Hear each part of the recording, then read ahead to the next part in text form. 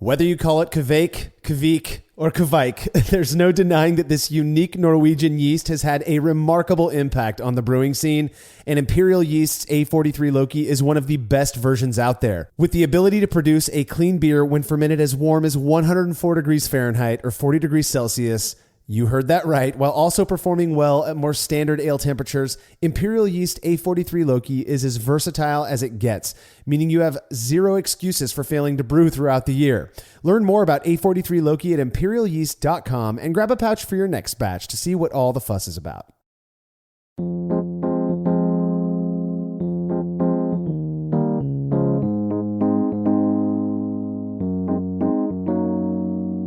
A common method employed by brewers looking to save a little money involves harvesting yeast from a batch that's finished fermenting, then re-pitching it into fresh wort.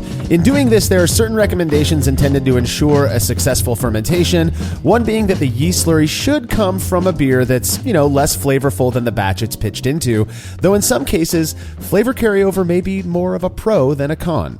You're listening to the Brewlosophy Podcast. I'm your host, Marshall Schott, and on this episode, I'm joined by contributor Will Lovell to discuss the very unique method of using yeast that was initially used for a smoked beer to ferment a clean Munich Helles. So I know not every one of our listeners are the This Week in Rock Beer followers that I am, and I'm personally super into the smoky stuff. I like to smoke meat. I like to smoke beers. We won't comment on the other things, but I really do enjoy smoked beers, traditional and a little bit non-traditional. But so this one's kind of a fun episode for me to talk about, and reusing yeast from a smoked beer may actually be a pretty good way to put in some flavors there. So yeah, well, full transparency, I have yet to have a smoked beer that I would say I've actually genuinely enjoyed drinking. I mean, I've had some incredible beers made with really tiny amounts of smoked malt. I have a buddy who makes a porter that is just phenomenal that I learned he uses 1%, peated smoked malt, whatever. But I'm just not a fan of beer that tastes like bacon, barbecue, or an ashtray. It's not my deal. It's because of this preference, though, that I was so intrigued when you first proposed using this idea, Will, that using yeast from a smoked beer to ferment a clean pale lager could impart some unique, subtle smokiness that might actually be appealing to me. I don't know. But I look forward to chatting with you about it today. So if you like what we're up to and you want us to keep doing it, please consider becoming a patron of Brewlosophy. We bring this up all the time because it really is very meaningful. Patreon is by far our biggest source of financial support, without which we simply would not be able to keep doing what we do as often as we do it. By committing to a small monthly pledge over at patreon.com/Brewlosophy, you'll receive rewards like access to unpublished recipes, unique discounts at YakimaValleyHops.com, and an invitation to a monthly live Q&A session with somebody in the brewing world. We're still working out the details for this month, December of 2023, but I promise whatever it ends up being, it's going to be a fun one. To be a part of these sessions, all you have to do is make a pledge of just $3 or more over at patreon.com/Brewlosophy. All past sessions are available on our private Patreon and Facebook pages, so you can go back and watch them whenever you like. Again, you can learn more about becoming a patron and all of the rewards we offer for your support over at patreon.com/Brewlosophy. Another really easy way to support us is by using the links found at brewlosophy.com/support when you're shopping online. Your shopping experience doesn't change at all, and we get a little kickback for the referral. With the holiday gift-giving season upon us, we would sincerely appreciate you bookmarking and using those links. Finally, let us know what you think about this show, about how you think we're doing on this show by rating and reviewing it in Apple Podcast or wherever it is you listen to podcasts. Huge thanks to everybody who's already taken the time to do this. Feedback is brought to you by Clawhammer Supply, who offer brewers various options for high-quality, reasonably priced electric brewing rigs in various voltages and sizes. I've used both their 120-volt system for 5-gallon batches and their 240-volt 10-gallon setup. Both are incredible. Clawhammer Supply really puts the effort into ensuring their systems do exactly as they're intended to do in as efficient a way as possible. And if you're not ready to make the jump to electric just yet, they also sell 10 and 20-gallon brew-in-a-bag home brewing starter kits. Whatever it is you're looking for, do yourself a favor and visit clawhammersupply.com. We're confident you're going to love their stuff just as much as we do. Listener Ryan Bailey wrote in with a comment after listening to us talk about using Good Belly to make kettle sour beers. Ryan said, "Good Belly for the win. It works great at room temperature as well, if you don't want to run your kettle for a day or two. I recently made a key lime pie sour that was soured with Good Belly at room temp for 46 hours, then boiled and fermented before I added the other ingredients. I ended up scoring a 45 in a BJCP competition with it. I've used the Omega Lactose strain before, and from now on, it's definitely going to be Good Belly instead." I think Good Belly is great as well. I was inspired by that podcast episode myself, and I went and made a nice Good Belly sour beer that my son called Rainbow Shark, because my son has naming rights on all my sour beers, apparently. He's 6, by the way. So I think Good Belly is a great use. I've never actually thought to use it at room temperature, but that's really cool, because I think mine went about 24 hours at I think I had it right around 100, 110, somewhere in that range. So it's kind of cool that you could do it at room temperature. It just adds 24 hours to it. And then you don't have to worry about the temp control. My only, I don't know, it's a pretty, big size culture in Good Belly, but I kind of would wonder if that gives a little more chance for something else to sneak in. But obviously with the acidity you're creating, it's going to kind of keep a lot of those bad boys out. Yeah, that was my concern as well, Will, is that, is 46 hours really, are you creating enough acidity to mitigate other microbes that might come in and take hold? According to Ryan's experience, I mean, yeah, it seems to have worked just fine for him. And I'm with Ryan.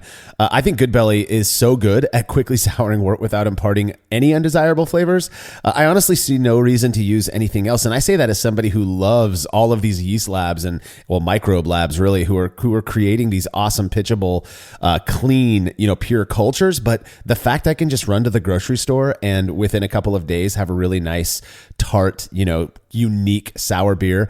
I love that. And thanks for hitting us up, Ryan. Congrats on your 45-point key lime beer. If you're looking for somebody to review that here in Fresno, California, probably in San Antonio, Texas, you can hit us up for that as well, because that sounds really delicious to me. So I want one. If you have show feedback, you can send it to feedback@brewlosophy.com or drop us a note on social media. If you're not already subscribed to The Brewlosophy Show on YouTube, please go do it right now at youtube.com/@TheBrewlosophy Show. That's the @ symbol followed by The Brewlosophy Show with no umlauts. Martin is producing some seriously awesome content over there, and we are confident fans of this podcast are going to love it.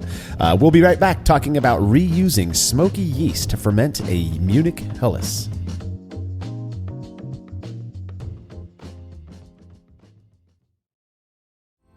Chilling wort can be a chore, especially after a long brew day, but not with the Exchillerator Counterflow Chiller, which can chill a 5-gallon or 19-liter batch of wort in 5 minutes or less, leading to a strong cold break and clear wort in the fermenter. Brewlosophy's Matt Del Fiacco uses the Exchillerator Max and absolutely loves it. In addition to improved chilling efficiency, every Exchillerator comes with a 5-year warranty that covers the entire chiller for manufacturer defects. If you're looking to up your chilling game and a CFC is right for you, head over to Exchillerator.com today. There's no denying that stainless steel is the best material for brewing equipment, and Delta Brewing Systems offers some of the lowest prices on high-quality stainless gear, like the Firm Tank, which in addition to holding 8 gallons or 30 liters of wort, comes with a domed lid to even further reduce the chances of a messy blow-off. Plus, it can hold up to 4 psi of pressure for closed transfers. Delta Brewing Systems also has their own line of brew kettles, as well as one of the lowest-priced all-in-one electric brewing systems out there, and their prices are shockingly low. If you're in the market for legit stainless gear that won't break the bank, do yourself a favor and head over to deltabrewingsystems.com today. Listen to the 48 Hours podcast for shocking murder cases and compelling real-life dramas from one of television's most watched true crime shows. Go behind the scenes of each episode with award-winning CBS News correspondents and producers in Postmortem, a weekly deep dive. Listen to 48 Hours wherever you get your podcasts.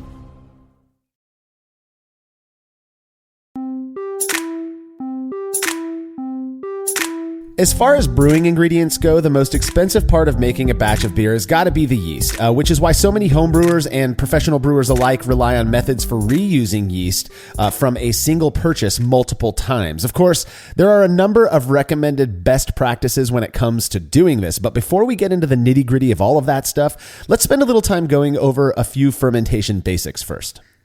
Right. So yeast, obviously their job is to take sugar and they'll go in and create alcohol and CO2, at least for our purposes. They do some other things in some different states, but for our purposes, we want them to take sugar and create alcohol and CO2. Obviously, they create esters and other phenols and things that may or may not be desired depending on what you're going for, but that's pretty much what they're doing for us. But there are some important things to consider when you're taking yeast on and about to put them into beer. Pitch rate is one of them, right? So we want to make sure we have the right amount of yeast that's going in. Yeah, I mean, in thinking about yeast in general, I mean, my brain is very much, I'm still, I still find it almost magical. I know it's not. There's explanations. We know how it works. We know why it does what it does. But, it's often said that yeast makes beer, right? The brewer makes the wort, but the yeast is what makes the beer. And so it makes sense that we're gonna think about yeast and approach utilizing yeast kind of with white gloves. We want to treat it well, and we want to give it the best opportunity it can to ferment our beer. And so I understand. I want to make this kind of a disclaimer. I want to get out there that the stuff we're going to be talking about in this episode, we might have counter opinions. We might be talking about some past results of our own experimentation that maybe call into question some of the stuff, the more, standard knowledge about the way we're supposed to treat yeast. That is not us critiquing it. We understand all of the recommendations. I do think that with time and advancements in technology and such, that we can try different things, and we're a little bit more safe in doing that. But yeah, pitch rate, obviously. I mean, when I started brewing, I imagine this is the same for you, Will. When I started brewing, when I really started taking it seriously, I'd say that's like 2010 or so. The whole thing was you have to make a yeast starter. And that was part of the reason for that was because the yeast, the yeast that was being offered by commercial labs, as good as it was just less viable than what you want to be pitching into your wort. Now, viability is just the amount of living cells in a certain population of yeast cells. So when we say viability, we're just talking about pitch rate. How many yeast are in there to do their job? Well, if you're buying a little vial at the time or a pouch, and it's only got 45 billion cells, you're going to need to prop that up, or quote, need to prop that up in order to pitch the proper amount. So there's that's a big thing of focus that we're going to be referring back to a few times in this episode, in part because we're talking about reusing yeast in general. So that is a big thing. Now, if you think about yeast in the context of an entire beer recipe, I don't have an Excel spreadsheet showing this, but it has to be pound for pound the most expensive part of brewing a batch of beer, right? So when I was talking to one of the local brewers here from Freetail, Jason, I was talking to him about commercial costs, and he said if they didn't have the processes in place to reuse yeast, it would be their single biggest cost factor. But because they do repitch and do a lot of those things, it brings the cost of that down. But yeah, it is one of the biggest cost factors in both a homebrew and a commercial setting for sure. Yeah, I know a lot of professional brewers, commercial brewers, right? On various scales, from nano up to 40 barrel, whatever. Every single one of them that I know of is reusing yeast. So this is an incredibly common method I think primarily to save money. I have a friend who's a commercial brewer who told me a while ago that another benefit to doing it is that it is a little bit more predictable. Even though you're the one harvesting the yeast and reusing it, and there are certain things that can occur in that process, how that yeast performed before, and you can predict how it's going to perform again in the future. And so there's that as well. But cost, I mean, you're looking at like $6, give or take 50 cents or so for one sachet of dry yeast, and upwards of like $15 for a packet of premium liquid yeast. I mean, it really is not cheap. Again, compared to the cost of grains and hops, which I understand inflation has caused everything to go up. But yeah, it's, again, pound for pound, it is the most expensive part of a recipe, of a beer recipe. Right. And we're really lucky too. Like, you kind of alluded to the quality of yeast in the past, like not being as good. I remember when like the big thing for dry yeast packets was making like a little viability starter with like, table sugar and like making a little must and adding your yeast in there before you started your brew day, because you were so concerned even about dry yeast at the time. Whereas now most people just kind of sprinkle it in. But with all the pitch right pouches from like Imperial, and then I know some of the other manufacturers like Omega and White Labs recently have like upped up their cell counts in their single pitch use, yeast pouches. And so I think we're living in a great time for yeast, honestly, especially compared to the past. But it is not a cheap ingredient for sure. Yeah. So because it's not cheap, and I guess one could argue because there are potentially other benefits that come from reusing yeast that aren't just cost savings. A lot of brewers, we've all done it. I know that. A lot of brewers are reusing that yeast, and there are various methods for reusing yeast. We've done a whole episode. It was an experience episode. I forget what episode number it was, but it was a couple years ago, specifically focused on the way, our experience is harvesting and reusing yeast. So if you really want to dig into that, go look at our archive and you'll find that episode. For now, we're just going to do a quick overview of the different methods because I think it's important to have that as kind of a basis for when we talk about reusing yeast with the intention of flavor carryover. So the first one, and it's one that there was a good while there where I was like, man, this is such a great idea. I don't know if anybody else is doing this. I think a lot of people are doing it now.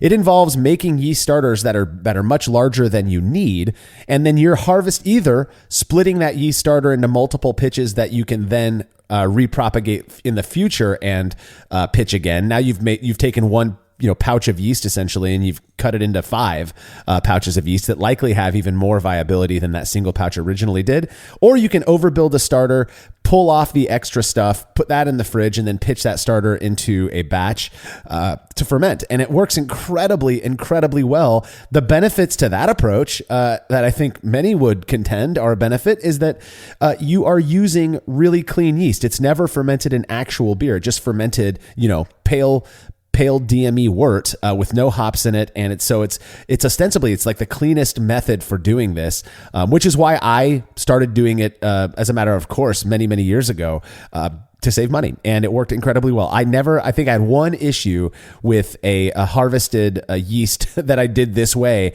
and it was because the yeast was like 7 or 8 months old, and I didn't prop it in a starter prior to pitching it. It was an experiment. Other than that, it's always worked incredibly well for me.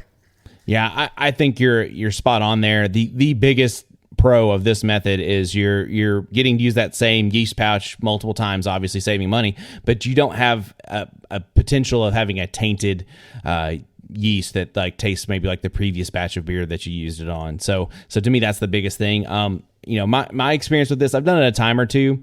My biggest problem is just like this requires some amount of like upfront time investment cost, right? Because you have to go in there and you have to make this oversized starter. You have to sanitize jars, whatever it is you're going to use. You got to package it out. So it does have some upfront time costs. And so I'm kind of a lazy brewer, truth be told. And so I've done it a few times. It works great. It can definitely save you some money, but time is also money. And so it's a bit of a mixed bag for me.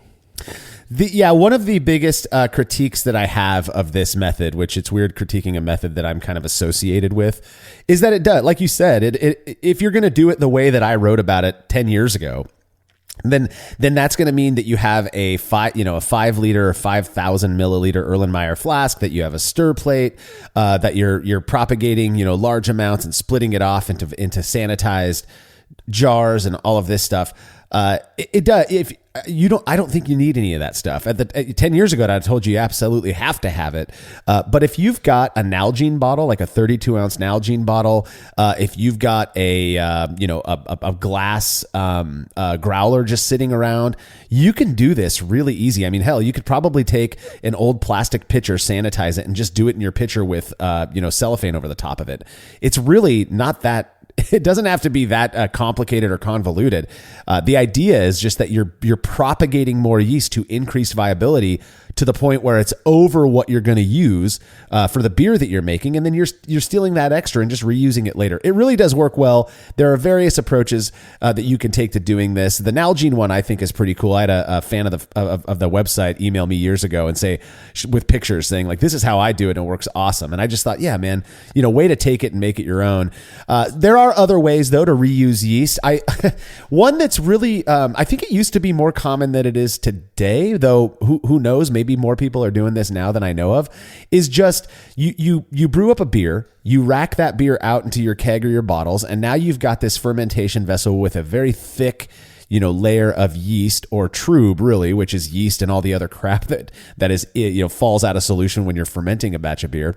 And then you just rack fresh wort right onto the top of that. I've done it maybe 4 or 5 times, a handful of times at most, and it always works. I've never had a major issue with it, with one exception that I can hit on in a minute. But reusing an entire yeast cake, not a bad way to, I stretch your dollar, I guess, when it comes to spending money on ingredients.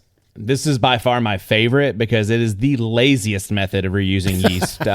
Because you don't have to do anything. Like literally, you don't even have to clean your fermenter after the first batch, right? Because you're basically, it feels like cheating because I don't have to clean my fermenter in between batches. So kind of the con is you have to plan out a few batches. Some might say the other con is that you're over pitching by quite a bit probably on your second batch unless you're doing a really high gravity beer. But I just like it. You just get out there. I'll start at the beginning of my brew day. I'll start kegging, pressure transferring into a keg the batch that's in the fermenter. By the time I'm done brewing and have my wort cooled off for the next batch, I'm just racking straight into that fermenter and onto that yeast cake. And I've done it up to 3 times, pretty successful on the same yeast cake. I'm sure at some point you could have autolysis come in as an issue. I'm sure at some point you run a risk of infection because you haven't sanitized anything in a while. But I've done up to 3 times, and it's worked out for me all those times. With 3 iterations, and I love it. I think it's an absolutely fantastic way to do it, and it is absolutely the laziest way of all the ways we're discussing.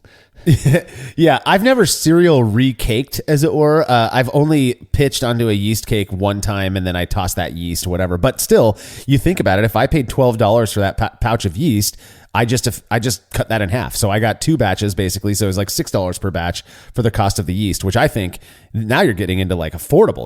That's a great deal. The one issue as an aside, which doesn't really go along with this episode topic necessarily, is the experiment that I did. We've done multiple experiments looking at the impact, fermentation with a high amount of kettle trub has on beer, right? There was the one time we returned, I believe it's the only one of the kettle trub experiments that returned a significant experiment, and I'm sure we'll talk about this in the future, was on a pale lager where I very intentionally poured the entire contents of the kettle trub into the fermentation vessel, whereas in prior batches it was more of like, let's just rack over whatever goes over without waiting to do it. So you had clear versus like a moderate amount of kettle trub. This one had a ton. And then we fermented it. It did all the same stuff as in the past kettle trub experiments. It was clearer. It fermented faster.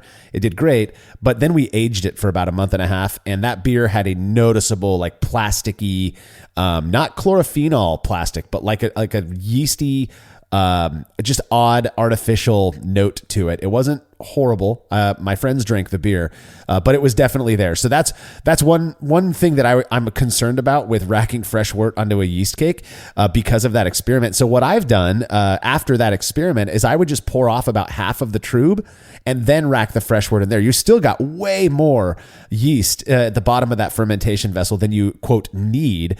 And I'm not concerned at all about overpitching. I would rather overpitch than underpitch for the majority of styles. So I've never had an issue with it. I've heard contentions that like, well, by doing that, you're going to suppress ester development so much that it will just taste too clean or it's going to over attenuate. I've never experienced any of that. So I do think, like you, it is the laziest, but also one of the more effective ways to ensure that you are fermenting with highly viable yeast.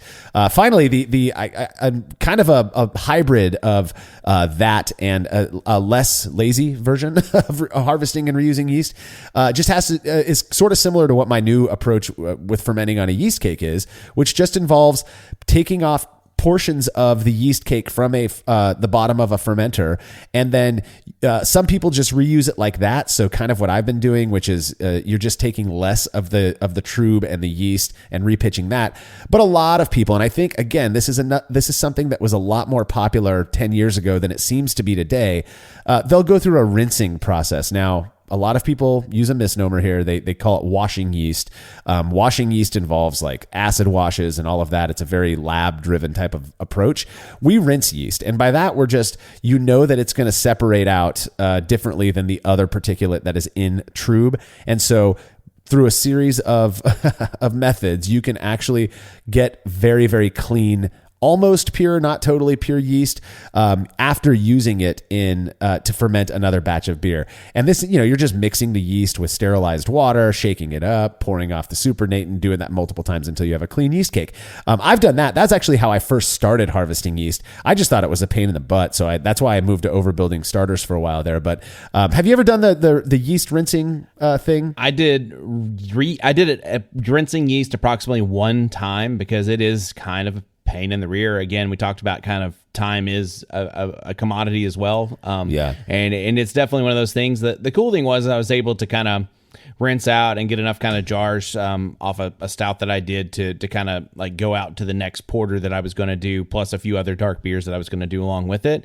But I just remember having to sanitize a bunch of jars, and then you got to have a lot of, while you're doing that, you might as well boil water and boil your jars because you need a lot of, clean, basically sterile water so you can go through there and start rinsing, decanting. And it's a bit of a time consuming thing.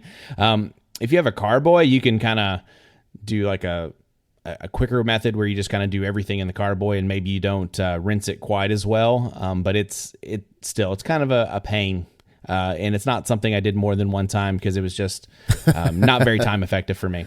Yeah, it's a pain. There's a reason I don't do it anymore. I think I did it probably 10, 15 times. And then I was like, why am I not this is where the idea for overbuilding starters came from. I got this 5-liter flask. Why don't I just do one big batch of like, quote, beer, pour off the supernatant, and I don't have to rinse it because it's clean. I'm not fermenting with all the other stuff. So anyways, when you're reusing yeast, so those are all the methods. Again, you go back to that other experience episode if you want to hear us digging into each of those methods and our experience using each. But when you are reusing yeast, there are certain things you have to keep in mind, things that might happen and ways to approach, harvesting and reusing it to hopefully mitigate these issues. One of them, and I think this is interesting, is genetic drift or like sudden mutations that occur to the yeast over serial reuse, right? Because you're effectively using the same, quote, like family of yeast that we're all doing this work together. And yeah, they're budding off and they're creating, propagation is the creation of new yeast cells. That is happening, but it may very well be, just like with humans, that there is a sort of a mutation that occurs that could, affect the characteristics of the beer that you're fermenting with that yeast. And I've heard stories from many people about this. It's never happened to me. I've taken many strains out, eight generations and had no issues whatsoever. I took some WLP 090 about 11 years ago. I took it out 14 generations, gave that 14th repitch to a friend of mine, and he forgot to harvest any, but he made a batch of double IPA with it, and it was phenomenal. So, I mean, you can really get away with reusing yeast quite a bit before I think the genetic drift issue is going to come into play.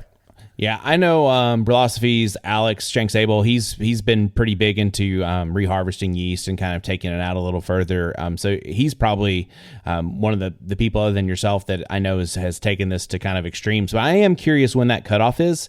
But you do hear stories all the time about commercial breweries that will take these beers out, however many, and somehow this whatever drift they have or whatever, that becomes their house strain because it may have started as, house or pub or whatever, but after so many iterations they got it to a spot where they really liked it, and that becomes their house strain. It's kind of their own unique thing as a result of genetic drift. So it could be potentially undesirable things, but it also could give you something really cool that makes your beer unique and yours. Yeah, I love that perspective, Will, because, we often, particularly when it comes to things as controlled as brewing a batch of beer, we often view, intentional changes as bad, as being almost universally like a bad thing. But it may very well be, like you said, that over, generation after generation of use of serial repitching of this yeast strain, that it does create kind of this house character that is all you, and that's actually good. So who knows?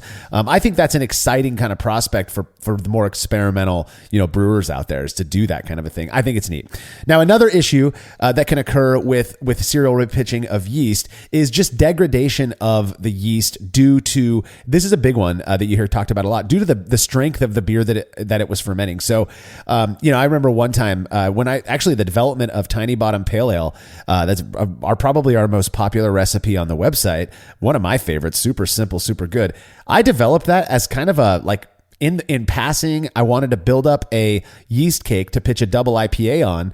So I had some like ingredients in my garage, created this weird recipe that I thought would be fun to try, and pitched a single vial into that to propagate the yeast.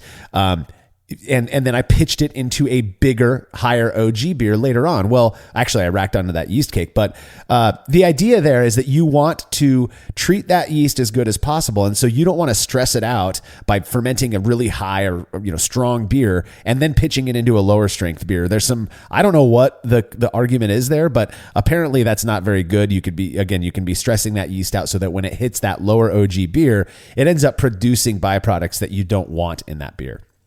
Right. And part of it could be too, like whenever you're brewing like something big, like a Belgian quad or something, there's a lot of kind of, I don't know how to say it, but like magic that the yeast produces in that. And it's pretty high strength, pretty tall order to ferment through all that sugar and do all that work. And so I'm sure that yeast at the end of that, it feels kind of kaput. So maybe if you do a starter, or maybe just the flavor, like if you pitched on that yeast cake, maybe the flavor of that quad would negatively affect, a lesser strength beer, or maybe positively too. But it's just hard to say. I haven't really experienced it because I've always kind of gone the lower strength to higher strength beer method, because like it's a great way to kind of build a starter and get a beer out of it. But I can kind of see an argument, even though I don't have much experience, going the other way. Yeah, so I'm the weirdo who was like, all right, this is before Brewlosophy, but I was like, I gotta see. The same argument goes for color. You want it's often recommended that you want to repitch yeast from a light beer into a darker beer, because it could the color of the darker beer could affect I don't know why yeast would take on color, but if it does, it could affect the color of your paler beer. I took some yeast one time, just like a jar of yeast slurry from a imperial stout, and I pitched it into like a blonde ale or something, and it turned out perfectly fine. I didn't taste any fusel alcohols. The attenuation was phenomenally good. It fermented super fast.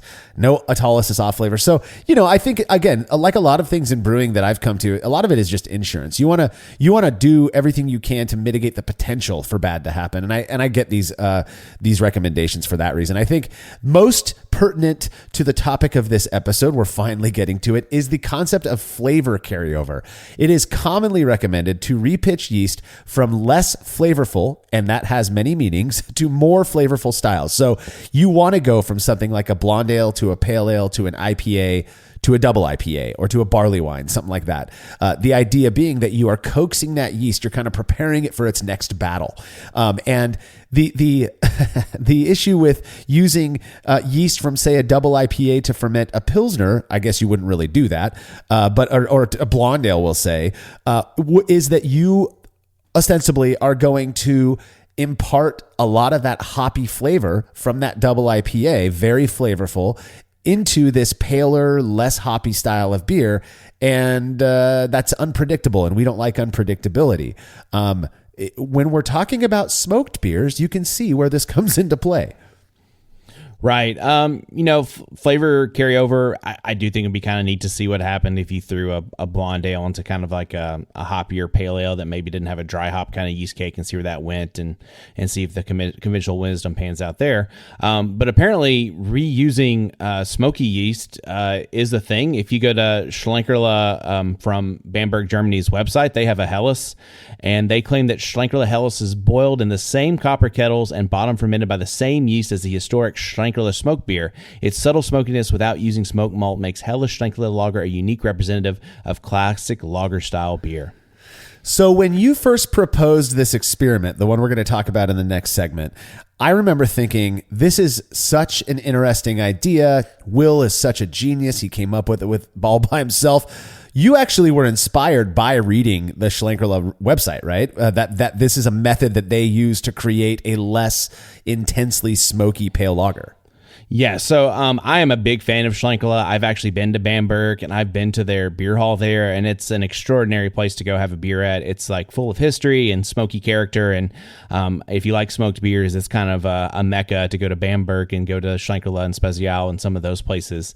And their smoked Helles, like, I had it, and it was very good, but it's very lightly smoked, and so when you're reading this website description, it makes you think that they're just taking a pitch of their normal smoked beer yeast strain and throwing it in with this Helles and somehow still getting this subtle smokiness without the use of malt. And so that kind of is exactly what inspired me to do an experiment like this. Yeah, so I love this idea, right? It's actually taking the recommendation, the common wisdom is, go from less flavorful to more flavorful. This is taking that and flipping it on its head and saying, well, I actually want some of that flavor. I just don't want it to be so intense. Let's see if we can get that just by reusing yeast. So they're making... again, presumably they're making a pale lager, not using their smoked malt like they usually would, and just using this, what we're calling smoky yeast. And you're saying you've had it before. You're saying that there's a subtle smokiness in there. And what that has me wondering, we're not going to be able to answer this, but does like something happen during fermentation where those smoky phenolic compounds actually like get into the yeast cells? Or is it just like that stuff kind of coats the yeast? And so when you're repitching it, it dissolves into the new wort or the new beer, as it were, and contributes that subtle smokiness that way. I don't know. I think it's an interesting idea. Now, we're going to talk about Munich Helles and your experiment here in a minute, but just to be clear, for those of you who may not be familiar, Munich Helles, as defined by the BJCP, is a gold-colored German lager with a smooth, malty flavor and a soft, dry finish. Its subtle, spicy, floral, and herbal hops with a restrained bitterness help keep the balanced, malty but not sweet, which helps make this beer a refreshing everyday drink. Nowhere in there is there any mention of smokiness. No, it is definitely not a smoked beer. And in fact, Munich Helles is one of my favorite styles out there. Augustiner Brau, if you're ever in Germany, makes a great Munich Helles that, especially on a warm summer day, like it is exactly that gold colored, refreshing, just a really nice, wonderful drink to have every day, but especially on a warm day. And there is nothing, like if you were to find smoke character in a Munich Helles, it would not be something you would intentionally put in there on a typical day. Well, you might though, Will. you smoke them if you got them. Smoke them if you got them. Well, like I said, I'm not a huge fan of traditional smoked beers at all, but I could see myself enjoying certain types of beers that have maybe a whisper of smokiness to it, which I would imagine is what you would get from fermenting with yeast that was previously used for a traditional smoked beer. Well, you were curious to see how this method actually works, Will, and you put it to the test. We're going to be getting into those results when we're back from this break.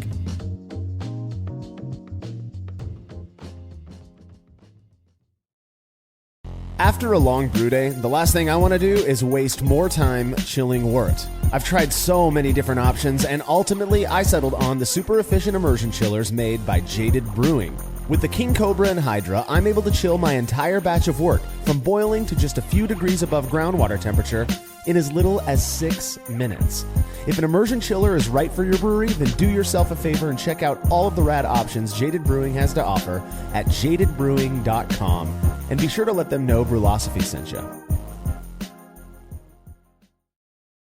As every brewer knows, the best beer requires the best hops, which Yakima Valley Hops provides fresh from the source to brewers around the world, carrying everything from classics like Cascade to modern favorites like Galaxy and Mosaic, as well as other ingredients and gear. Yakima Valley Hops has it all. And don't forget to check out their new podcast, The Late Edition, where the YVH crew goes into depth on our favorite plant with industry experts. Head over to YakimaValleyHops.com now to see all they have to offer and subscribe to The Late Edition wherever it is you listen to podcasts.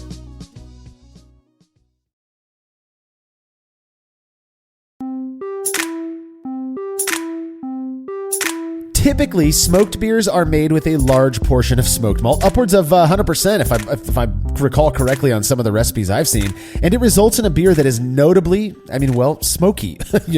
One of the methods that's said to impart a noticeable hint of smoke without being too overwhelming involves repitching yeast from a normal smoked beer into wort that was made sans smoked malt. Curious to see how this method works with the Munich Helles. You recently tested it out, Will. Yes, I'm a big fan of all things smoked. Schlenkela's Märzen, smoked Märzen is one of my favorite beers that I really enjoy drinking. But I do like a subtle hint here and there, and so I decided to kind of test this out. So to get this going, I took my Delta all-in-one brewing systems, and I made 2 5-gallon batches of Munich Helles. It's a pretty simple malt bill here. 92% Pilsner malt, 6% Munich malt, and then just a touch of melanoid malt because I'm too lazy for a decoction. Who knows if the decoction even matches melanoid malt anyways, but whatever. That sounds like an experiment for somebody else because I'm too lazy to do it. The brewing process, I mashed in at 152 Fahrenheit, which is 67 Celsius for our friends that aren't in America. And I did that for 60 minutes. And then when the mash was complete, I removed the grains and boiled for 60 minutes. The hops were pretty traditional. It was just 24 grams of Hallertau Mittelfrüh at 60, 15 grams of Hallertau Mittelfrüh at 15, and then just a nice little 17 grams of Tettnanger kind of at the end of it, just to give it a little bit of hop variability there, make it a nice little pleasant drink. But again, this is a Helles, so all these specs are pretty low hopping, because these, again, the Hallertau and Tettnanger are pretty low alpha, so pretty low hopping. And so when the boils were complete, both worts were chilled to identical volumes, and identical volumes were transferred to separate fermentation kegs. And then I took a refractometer reading and showed that both were at approximately 1.050 OG, so 1050 OG. That's for a Munich Helles, that's actually kind of on the higher end, if I'm not mistaken, right? I mean, that's going to be a nice, almost export Helles, right? Export beer, if you will. It's within spec. It may be a little bit on the upper end of the spec, but if you use the Brewfather brewing calculator, it's still within the specifications there. And, it does make a nice drinker. That's all I'll say about that. I'm not complaining. I would drink the hell out of that Helles. I'd drink the Helles out of it if you ask me. I drank the hell out of both of these beers. They were both delicious, but we'll get to that in a minute. So at this point, we introduced the variable. So with both worts stabilized the desired fermentation temperature of 64F, one was pitched into a yeast slurry batch that I previously made a Märzen and a Rauch beer. And so essentially, after I had kegged those off, one batch went into the fermenter that had the Märzen yeast cake, and the other one went into a fermenter that had the Rauch beer yeast cake. And so both of those beers were brewed at the same time. They were identical with the exception of the Rauch beer had about a 40% smoked malt that I subbed in for Pilsner malt for the Märzen. Yeah, so just to get this, be very clear about this, because I know when you were proposing this experiment during the design process, which we do with the entire crew, for those people out there wondering how we come up with these variables, is we discuss everything that we're doing. I remember when you proposed this one, Will, my thing was like, well, how are you going to get 2 yeast cakes that are, quote, the same, except with the difference of smoke malt? And your thing was, well, I'm going to make these dual batches of basically the same beer, swapping out, 40% of Pilsner malt for smoked malt for the Rauch beer, and then call the other one a Märzen. But everything else about them was exactly the same. And this was the best way we could come up with to test out the impact of repitching smoky yeast, right? So these 2 beers were made, if I recall correctly, 6 weeks before you brewed the Munich Helles that we're talking about for this specific experiment. So, man, I'm just saying that's a lot of work just for one experiment. So it was not. It was a labor of love, though, because we had some smoke involved. I got a delicious Rauch beer, and the base for a Rauch beer is traditionally a Märzen. So it's not out of the blue here to have a Märzen and a Rauch beer, and then the colors and everything pretty well lined up. So these beers were as identical as they could be. With Pilsner and Rauch malt, again, there's some variability in that, but they were as identical as I could make them on my scale. But it was a labor of smoky love. You didn't give up smoke, I hear. That's yeah.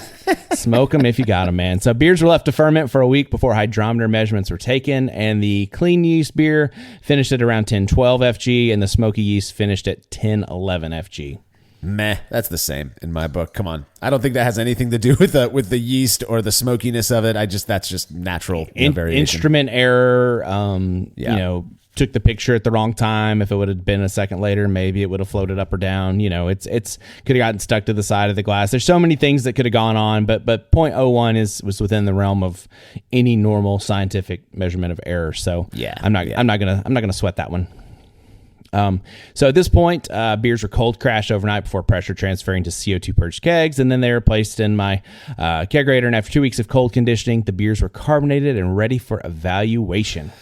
All right. This is the most exciting part of every experiment, in my opinion, is when they're ready and you get to pour those first couple of samples, comparing the way at the very beginning. What we look at is how they appear to our eyes. And in this case, I'm looking at the pictures right now. They look exactly the same to me, which is no surprise because smoke isn't necessarily a color. It's a flavor and aroma compound. So both of these beers, to my eyes, correct me if I'm wrong here, Will, are golden in color, a really nice like gold color. It's not just that pale yellow that we often see with Munich Helles, but it's got that kind of bordering on gold is what I see, with a stark white foam, really clear, super refreshing looking. I would never presume that one of those beers had any smoke character. That's just based on the way they look. Yeah, for some reason we associate smoke with like darker colors, and I guess part of it is, fire and coal is like brown and black kind of thing. And then also like Märzen, like Rauch beer, like is kind of an amber colored beer. So maybe that's the psychological thing. But these look just like a German Helles should, in my opinion, just like crystal clear, golden, bright. And then that foam, it was one of those where like the head retention on the foam really just stuck around, and it was just a beautiful beer, and both were great beers to drink. But I'll talk about those impressions, I guess, right now, because well, before you get there though, I have a question. I just realized we never mentioned what yeast you use to ferment these beers with, and I'm sure there are some listeners who are curious. So you use the same imperial yeast. What strain was it to ferment the Märzen and the Rauch beer? It was global. Okay, yeah. So that's the most popular. That's the Weihenstephaner lager strain. So okay, so very robust. That's a yeast that you can ferment on the warmer end and not really coax out any undesirable esters or anything like that. So that very solid fermenter, in my opinion. It's such a clean yeast to me that it kind of eliminates some other variability in there, because again it produces clean at lower temps and at slightly warmer temps, and so it's just one of those things where you're hedging your bets, trying to reduce the amount of variability from something else. Right. Yeah. Perfect. So I then get to try these beers, which was an absolute joy for me, because I do like Helles and I like smoked Helles. Out of my semi-blind triangle tests, I went 4 out of 5, which means I was able to semi-reliably tell them apart. I do think sometimes when I do these like 5 triangle tests in a row, like there's a little bit of palate fatigue, and I don't always take my time because I'm usually in a hurry. But the beer made with smoky yeast, to me, had a subtle smokiness that was not present in the beer made with that clean yeast. I think I got a little bit more on the nose and maybe on the back of my palate, but man, both beers were delicious. If you want to sit me down with a big old glass of either one, I am perfectly happy to drink either, but maybe a slight preference to the smoke. Yeah. So, in among the Brewlosophy crew, I'm the guy who's known for hating the fact that we report our own triangle tests. I don't like sharing our opinions on the beer because that's not scientific. But we had so many people asking us, well, what did you think? And I just don't want anybody to put more weight on my single opinion, my biased, I'm as the brewer and knowing everything that's going on, than they do on the blind data. That's just, it's kind of ingrained into me throughout my training as a psychologist. But we do it and we report it. And one thing that I want to note, you got 4 out of 5. That is very consistent. Easily consistent enough to say that there is likely a very meaningful difference between these beers. But you were not 100%. And palate fatigue or not, very real thing. It's why we only serve tasters one sample of the triangle test, is we don't want them getting palate fatigue. So we serve 20 plus people the triangle test, so they're each just doing it one time. 4 out of 5 though, we have had experiments in the past where the contributor is able to nail it every single time. It's a very vast difference. This one is consistent as 4 out of 5 might be. It still suggests that there's some similarities there, that it's not so blatantly different that you can't nail it every single time. I think that's an interesting finding in and of itself.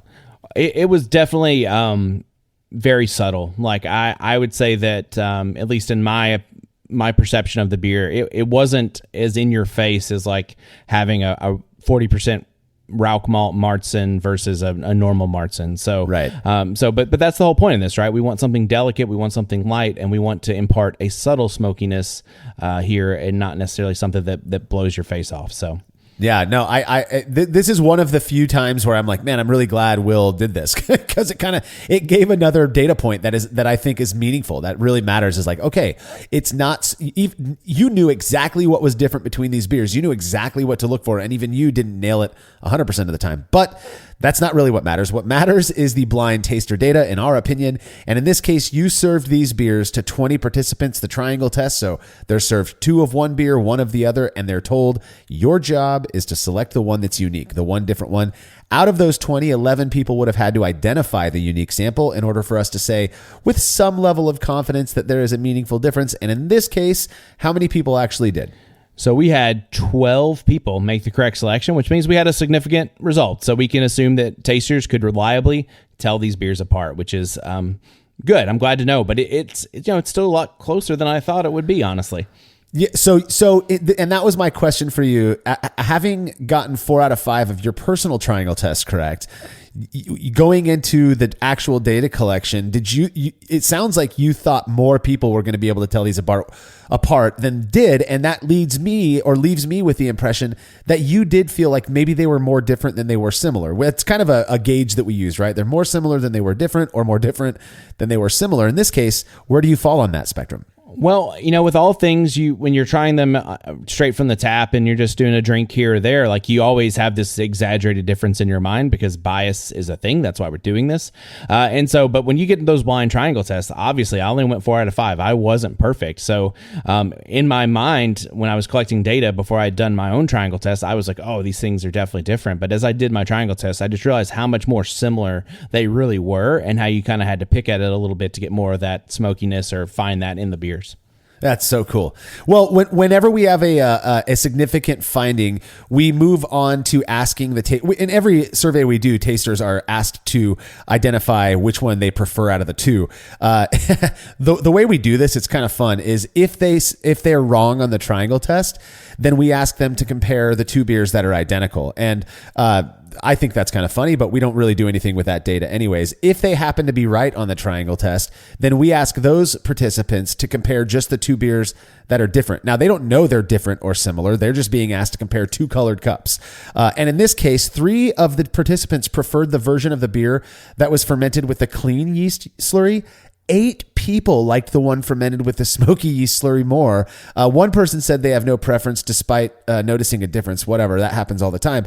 But dude, more than double the people who got the triangle test correct liked the smoky yeast version more. I think that is wild. I wonder if I would have said I liked it more, Well, again, it's not like the in-your-face kind of Rauch beer component here. Not that I don't love that, but it's definitely more of a subtle thing. So I think even if you're not necessarily into smoke, I think there is a higher likelihood that you may be into something like this just because it's like this subtle accent and it's not the star of the show. Right. Yeah. And that's the thing is it's like, I have this opinion. I reading these results, man, when you were bringing them in, I'm going, wow, it actually worked. I'll be honest. I didn't think it was going to do anything. I just thought that, all of that smoke character was like mostly in the beer that you racked over to a keg and not on the yeast or in the trub. The fact that these were different and that people seemed to prefer it, I just was like, man, I really want to try this. I don't want to make a whole batch, but I would like to try a beer that's made using this method. I think there's a lot of neat implications for this. And I mean, I would love to try, for example, a nice creamy porter that's fermented with smoky yeast. I just think that could work out so well. I mean, what are the implications that you kind of elucidate from these findings? Well, one, it's a subtle taste. So I kind of wonder how much you're going to get from a porter or not. So maybe this would be totally worth redoing with like a darker beer style, going from like a Marzen with maybe a 50% smoked thing up to like a porter and see if you can get a significance there, because it was, again, very subtle. So I'm kind of curious, like how far can you push this to get kind of that background note of smoke? And maybe it's just one of those things that the subtleness of it is the feature, because maybe it's just one of those little accent notes that you'll miss if it's not there. And that's my hope, is that I can take this and maybe add it to a Helles, add it to something, and just get that little accent maybe that kind of separates it out from some other beers that might be around. Yeah, I heard somebody once describe smoked beer in general as having umami character. And that, that's a word that gets thrown around a lot in cooking circles and particularly with barbecue. But it's usually like a spice oriented thing. And I could see, that subtle smoke character from fermenting with yeast that was previously used to ferment a real smoked beer.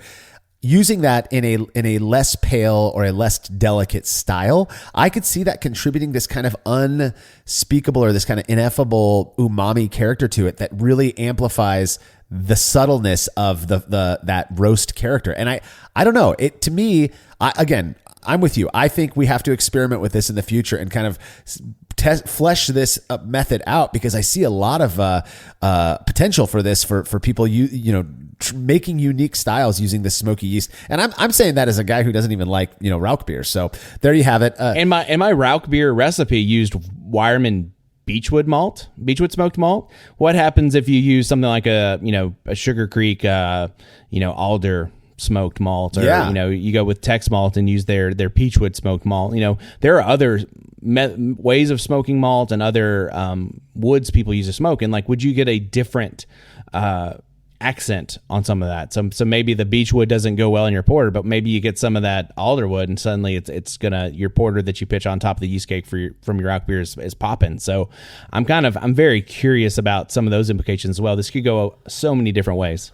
Well, and I before we get into the reader comments, my final point would be also in rethinking alternative approaches to this type of an experiment is you used 40% Rauch malt. What if you made a beer that was 100% Rauch malt? And would that result in a yeast cake or a true layer that actually has more of that smoke character? Who knows? But there's just so much grist for the proverbial mill here, and I think that's really neat. So first reader comment comes from Dan J, who says, I loved the article.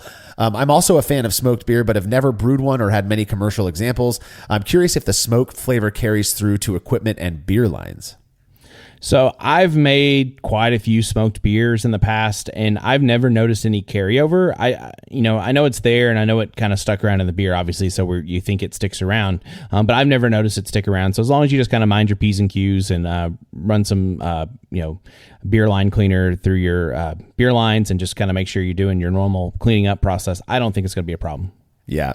I've never made a smoked beer at my house, so I couldn't speak about my experience on that, but I'm with you. I think that as long as you're doing good cleaning processes, you shouldn't have an issue there. So final comment comes from patron and friend of the show, James Bywater, who says, I love brewing smoked beers and have been toying with the idea of a smoked Schlenkerla Doppelbock clone at 14% ABV. Dumping a whole Rauch beer yeast cake into the wort might be a good way to achieve this.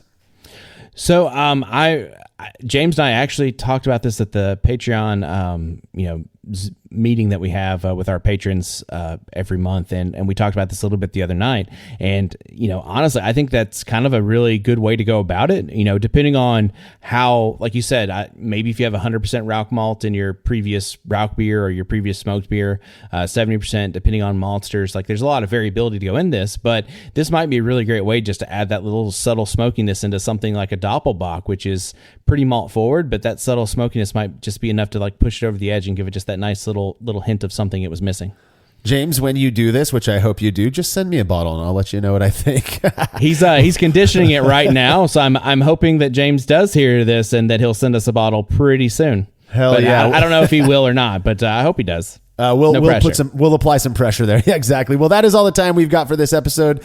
Don't forget to check out the Brew Lab podcast, where Brewlosophy's Kate Job takes you into the lab with experts to discuss the fascinating work they've done on our favorite beverage. And as always, you can read more about the experiment we discussed by clicking the link to the article on brewlosophy.com in the description of this episode.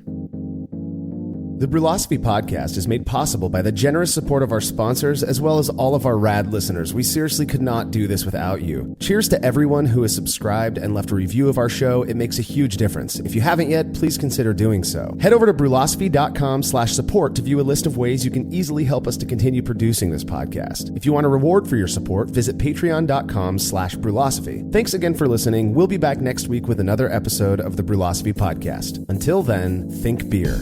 Start off the morning with some hot tea, lemon and honey, cause it suits my throat. Put some herb in the bowl, yeah, it's homegrown. Ain't gotta go through the middleman no more.